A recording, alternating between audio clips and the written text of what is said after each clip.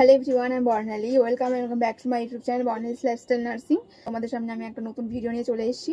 আর এই ভিডিওটা হতে চলেছে এএনএম জেএনএম 2024 যারা এক্সাম দিয়েছো তাদের জন্য মেনলি।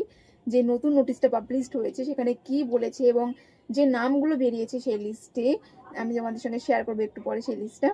তাদেরকে কি করতে হবে, কোথায় যেতে হবে, আর রেজাল্টের আগে নোটিশ বেরিয়ে গেল, নাম বেরিয়ে গেল, এর কারণ কি। তো চলো সবটাই ভিডিওতে শেয়ার করবো, তাই ভিডিওটা শেষ পর্যন্ত দেখবে। আমি খুব বেশি লেন্দি করবো না ভিডিওটা। তো চলো না দেরি করে ভিডিওটা শুরু করছি।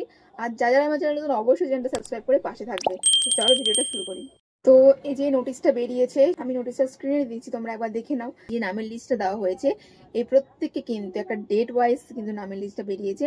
তো সেই ডেটে অবশ্যই তোমাদেরকে যে জায়গার নাম দেওয়া আছে এসএসকে, সেখানে গিয়ে তোমাদের ফিজিক্যালি তোমাদের যেতে হবে, গিয়ে কিন্তু ভেরিফিকেশন করতে হবে এবং সেখানে তোমাদের বিভিন্ন ডকুমেন্টস নিয়ে যেতে হবে।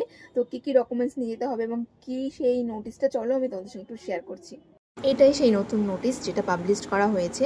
তো এইটা মেনলি পিডাব্লিউডি যারা আছো তাদের জন্য, মানে তোমরা যারা এএনএম জেএনএম 2024 এক্সাম দেওয়ার জন্য ফর্ম ফিল আপ করেছিলে, তখন কিন্তু ফর্ম ফিল আপ করার সময় অনেকগুলো অপশন ছিল যে তুমি এসসি ক্যান্ডিডেট কিনা বা ওবিসি জেনারেল যে কোনো, এবং সেভাবেই কিন্তু পিডাব্লিউডিও একটা ক্যাটাগরি থাকে। তো তোমরা যদি সেইটা সিলেক্ট করে থাকো তাহলে কিন্তু তোমাদের এই লিস্টে নাম থাকবে।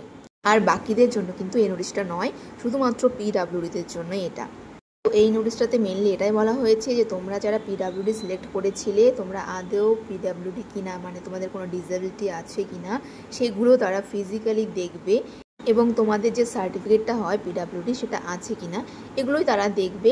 এবং এগুলো দেখার পর যদি তারা শিওর হয় যে হ্যাঁ তুমি পিডাব্লিউডি ক্যান্ডিডেট, তাহলে কিন্তু তোমাদের যখন রেজাল্ট আউট হবে তখন সেখানে একটা জেনারেল র্যাঙ্ক থাকে, সেই র্যাঙ্কের পাশাপাশি তোমরা একটা ক্যাটাগরিতে পিডাব্লিউডির এক্সট্রা করে একটা র্যাঙ্ক পাবে এবং সেটার প্রায়োরিটি কিন্তু তোমরা পাবে কাউন্সেলিংয়ের সময়, এবং তার বেসিসে কিন্তু তোমরা পেতেই পারো কলেজ। তো এই কারণে এই নোটিশটা পাবলিশ করা হয়েছে ভেরিফিকেশনের জন্য। এবং এখানে তোমাদের ডেট দিয়ে দিয়েছে সেপ্টেম্বর মাসের 3 তারিখ থেকে 12 তারিখ পর্যন্ত, এবং টাইম দিয়ে দিয়েছে 10:30 থেকে 2টো পর্যন্ত হবে। এবং কোথায় হবে, এটা হবে এসএসকেমে। তো তোমরা এখানে যে লিস্টের নাম দেখতে পাচ্ছ, এই নামের পাশাপাশি দেখো তোমাদের মেল ফিমেল করা আছে, এবং তার পাশে কিন্তু তোমাদের ডেট অফ ভেরিফিকেশন, মানে তোমাদের কবে যেতে হবে সেখানে সেইটা দেওয়া আছে। তো এইটা দেখে এবং যাদের নাম আছে তারা কিন্তু অবশ্যই যাবে এই এসএসকেমে ভেরিফিকেশনের জন্য। তো শুধু গেলে তো হবে না, তার সঙ্গে অনেক কিছু ডকুমেন্টস নিয়ে যেতে হবে। তো কী কী ডকুমেন্টস নিয়ে যেতে হবে চলো একটু শেয়ার করে নিই। আর প্রত্যেকে কিন্তু যাবে, এখানে মোট 431 জনের নাম আছে, সবাইকে কিন্তু যেতে হবে ভেরিফিকেশনের জন্য। তোমরা যদি না যাও তাহলে কিন্তু তোমাদের ভেরিফিকেশন হবে না, এবং তোমাদের যখন রেজাল্ট আউট হবে তখন কিন্তু আলাদা করে আর পিডাব্লিউডি তোমরা র্যাঙ্ক পাবা না, শুধুমাত্র জেনারেল র্যাঙ্ক পাবে। তাই যাদের যাদের নাম আছে সবাইকে যেতে হবে এবং গিয়ে ভেরিফিকেশনটা করতে হবে। এবার চলো দেখে নাও যে তোমাদের কী কী ডকুমেন্টস নিয়ে যেতে হবে সঙ্গে করে। তো অবশ্যই তোমাদের যেটা সার্টিফিকেট পিডাব্লিউডির, সেই সার্টিফিকেটটা অনেকগুলো জেরক্স করে নিয়ে যেতে হবে, এবং তার পাশাপাশি তোমাদের এতদিনের যে ট্রিটমেন্ট চলেছে সেই ট্রিটমেন্ট রিলেটেড কিন্তু যত রকম ডকুমেন্টস আছে সমস্ত কিছু নিয়ে যাবে। এবং রিসেন্ট তোলা তোমাদের পাসপোর্ট সাইজ ফটোগ্রাফ লাগবে 4 কপি বলেছে এখানে। তোমার আর লাগবে তোমাদের র্যাঙ্ক কার্ড, যেটা নিয়ে তোমরা এক্সাম সেন্টারে এক্সাম দিতে গিয়েছিলে, এবং তারপরে লাগছে তোমাদের রেসিডেন্সিয়াল প্রুফ, মানে তোমাদের ডোমিসিয়াল সার্টিফিকেট যেটাকে বলছে। এগুলো কিন্তু সঙ্গে নিয়ে তোমাদের তারপরে যেতে হবে, এগুলো না নিয়ে গেলে তোমার কিন্তু ভেরিফিকেশনটা হবে না। ভিডিও শেষে কিন্তু আমি আবার বলছি, এটা শুধুমাত্র পিডাব্লিউডিদের জন্য, আদার্স ক্যান্ডিডেটদের জন্য নয়।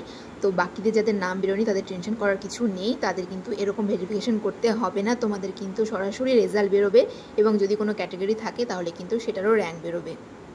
তো চলো, আশা করি তোমরা বুঝতে পেরেছো যে এই নতুন নোটিশটাতে কি বলা হয়েছে এবং এটা কাদের জন্য, বা যাদের নাম বেরিয়েছে তারা এখন কি করবে, আর যাদের নাম বেরোয়নি তাদের কি করণীয়, আমি সবটাই বললাম এই ভিডিওতে।